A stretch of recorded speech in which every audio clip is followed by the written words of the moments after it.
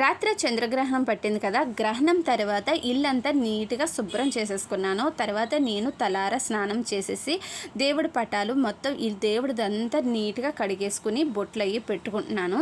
మొత్తం ఇవన్నీ పసుపు రాసి నీట్గా బొట్లు పెట్టేసుకొని పూజకైతే రెడీ చేసేసుకుంటున్నాను. ఈరోజు పిల్లలకు స్కూల్ ఉంది, వాళ్ళు కూడా లేచే లోపల పూజ పూర్తయిపోవాలని తెల్లవారుజామునే లేచి ఇవన్నీ రెడీ చేసేసుకుంటున్నాను.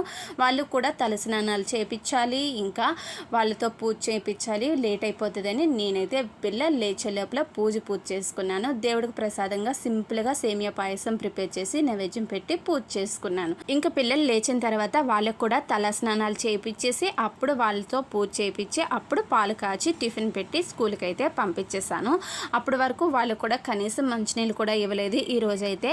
తర్వాత పిల్లలు స్కూల్కి పంపాక నేను మా వారు కలిసి గుడికి వెళ్ళాము. ఈరోజు గుళ్ళు అస్సలు ఖాళీ లేవు. ఇక్కడ అభిషేకం అయిపోయాక ఆఫీస్ వర్క్ ఉందని కొంచెం కొంతమూరు వరకు వెళ్ళాము. ఎలాగూ దగ్గరికి వెళ్ళాము కదా అని వరాహిమాత గుడికి వెళ్ళాము. వెళ్ళే టైంకి అభిషేకం చేస్తున్నారు అమ్మకి.